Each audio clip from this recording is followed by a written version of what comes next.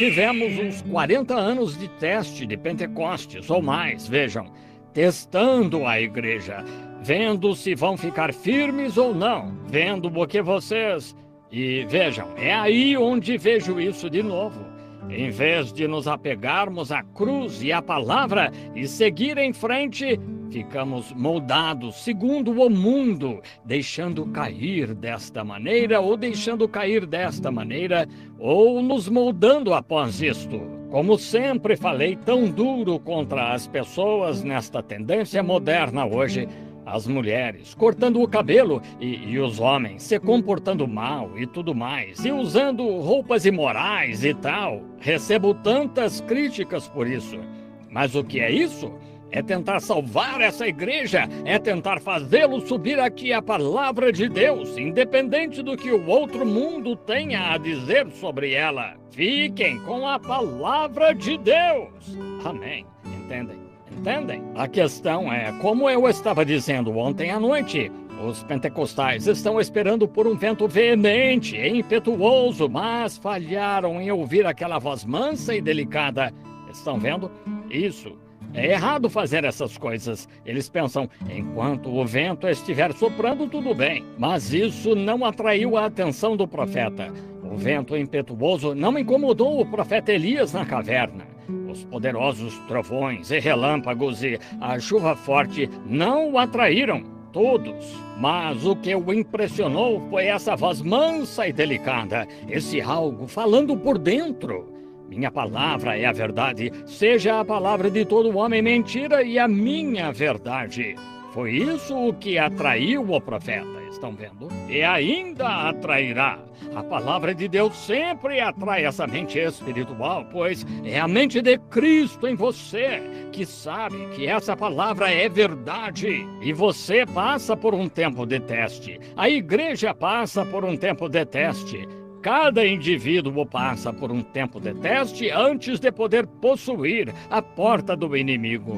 Abraão passou por isso, Cristo passou por isso. Depois que Cristo foi cheio do Espírito Santo lá no Rio Jordão, ele passou por um tempo de teste. Depois que Abraão foi chamado a sair, colocado em sua terra onde deveria ser peregrino, então deu a circuncisão e Deus se encontrou com ele vez após vez. Ainda assim, ele teve de passar pelo tempo de teste. É igual com cada semente de Abraão. Abraão e sua semente, uma organização, uma igreja.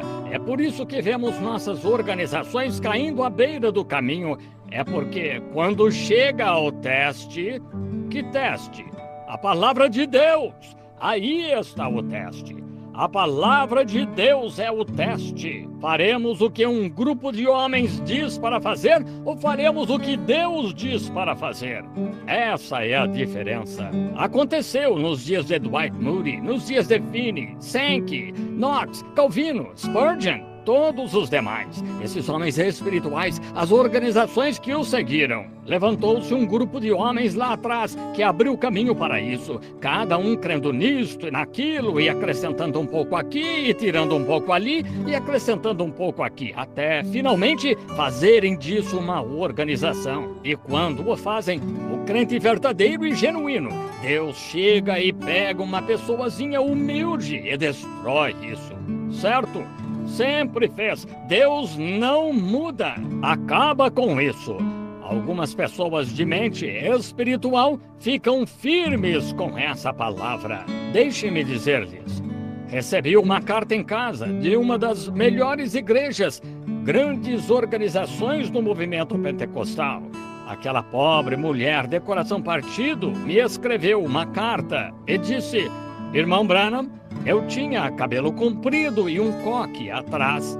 Ela disse, e o meu marido gostava. E ela disse, nós nos mudamos da cidade onde tínhamos uma igreja que era muito espiritual para onde estava esta grande igreja, a primeira igreja da cidade. E disse, quando chegamos lá, todas as irmãs pentecostais tinham cortado o cabelo. E disse, elas insistiram comigo quanto a isso. Eu disse, não. Creio que a Bíblia diz para não fazermos isso. É desonroso fazer isso. E assim ela disse. E elas ficaram Elas riam dela, diziam: "Ei, seu pneu está murchando na traseira, seu estepe", e tudo mais. E insistiram tanto com meu marido que ele me forçou a cortar o cabelo. E disse: "Sinto-me condenada desde então." Pensem nisso. Uma igreja pentecostal que deveria se posicionar pela palavra de Deus. É para lá que sua organização os leva. Certo? Deixaram de ouvir aquela voz mansa e delicada da palavra que os chama à verdade. Estão todos atentos a ventos veementes, impetuosos e muita gritaria e danças, dizendo que tem poder. Tudo bem, também creio nisso. Mas, irmão, quando você pode dançar e gritar e então se virar e negar a palavra de Deus e viver como o mundo, há algo errado em algum lugar. Isso mesmo, o Espírito de Deus desce, essa voz mansa e delicada, e o dirige direto ao Calvário, onde estamos mortos e nossa vida está escondida em Deus por meio de Cristo e selada pelo Espírito Santo. Então, somente essa palavra vive lá. Então, se estiverdes em mim e a minha palavra em vós, pedi o que quiserdes e vos será dado. Aí está a diferença. Espero não lhes parecer fanático. Se sou, não estou ciente disso. Eu creio que a palavra de Deus é a verdade e ela deve habitar bem aqui. E se ficar aqui, se manifestará exteriormente. Tem de fazê-lo. Sua vida, toda a sua índole será diferente. Assim, quando Deus deu o teste a Abraão, ele passou em 100% e iria. Deus não pode dar um teste a uma organização, pois está tudo confuso. Deus não trata assim com organização, ele não trata com nações da raça gentia. Ele tirou um povo dos gentios. Israel, ele tirou uma nação, mas dos gentios, ele tirou dos gentios um povo por amor do seu nome.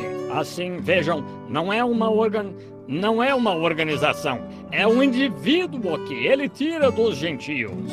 E quando o teste vem, estão vendo o que acontece? Nós saímos para a justificação. Nós recebemos o batismo do Espírito Santo no movimento pentecostal. Mas quando chega o tempo de teste, arrumam eruditos polidos, querem ser como o mundo, como foi nos dias do movimento de Wesley e todos os demais. Eles vão à escola, eles aprendem ciência e aprendem todos esses outros tipos de coisas que acompanham a instrução. E tentam aprender psicologia. O melhor, bem, não diga isso, que façam isso e aquilo, pois vai.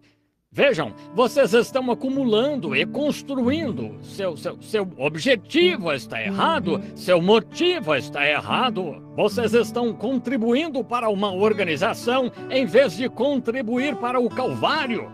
Como podem contribuir para o Calvário sem entrar pelo caminho da palavra? Pois somos lavados pela água da palavra. Se estiverdes em mim e as minhas palavras em vós, então pedi o que quereis. É aí que vemos a derrota do movimento pentecostal, pois se afastam da palavra.